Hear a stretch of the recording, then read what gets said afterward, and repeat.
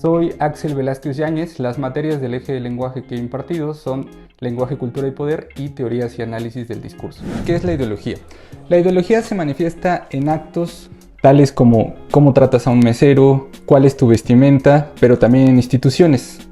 Sin embargo, el dominio privilegiado de la ideología es el lenguaje.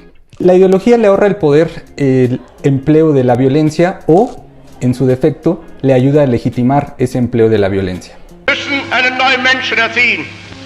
Was es uns gelang, dem deutschen Volk eine neue Idee zu geben und dieses Volk in diese Idee zu einen und zu einer neuen Lebensform zu führen.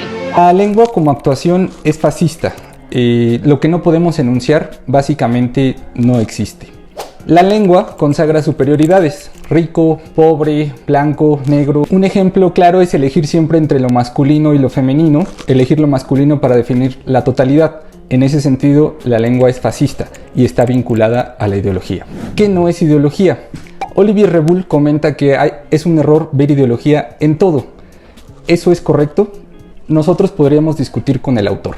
El ejemplo que pone el autor es que no es lo mismo, no tiene la misma relevancia el discurso de una profesora de inglés que el discurso de un líder fascista. La dichiarazione di guerra è già stata consegnata agli ambasciatori. Nosotros podríamos estar de acuerdo con ello.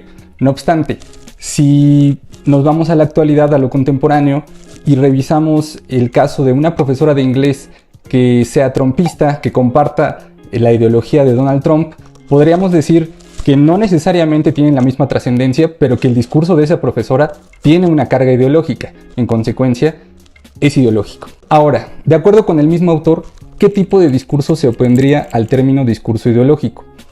Se emplean ejemplos como el discurso médico. No obstante, tenemos la noción de que así se trate del discurso científico, hay un componente ideológico en ese discurso. En consecuencia, diríamos que todo discurso tiene un componente ideológico. Ahora, para estudiar la ideología desde el discurso, ¿qué haríamos? El discurso lo interpretamos como una realidad intermedia entre el habla y la lengua.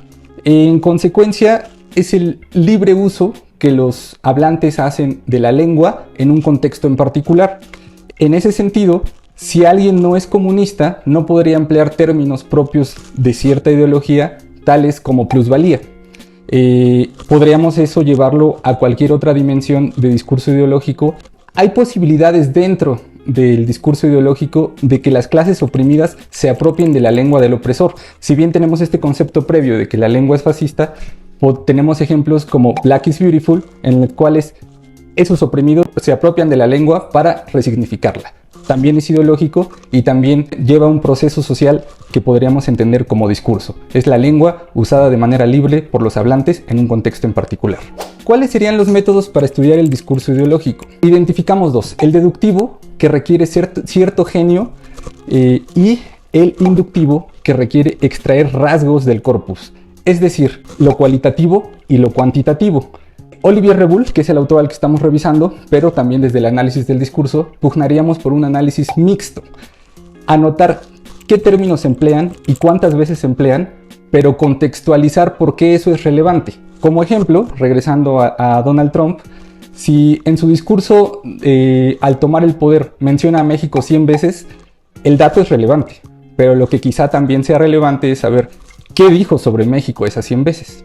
Bien, para cerrar, tenemos otras definiciones de ideología. Una que yo rescato mucho porque está estrechamente vinculada al análisis del discurso es la de Robert Ferguson, que nos hablaría de una reserva discursiva. Ideología como reserva discursiva implicaría que este es un repertorio cambiante al cual recurrimos en distintas circunstancias sociales y que se va nutriendo a lo largo de nuestra formación como seres sociales. Hay otro tipo de definiciones, como la de Slavoj Žižek, que nos diría que la ideología es un no conocimiento, es decir, no hay una conciencia de lo que estoy enunciando. Todo aquello que determina cómo enuncio y de qué manera hablo sobre un tema es ideológico y podría no, justamente como si lo vinculamos a la definición previa, es una reserva discursiva de la cual no tengo mucha conciencia, pero que estoy empleando todo el tiempo, y abonaríamos a lo que sostenemos de que todo discurso tiene ese componente ideológico.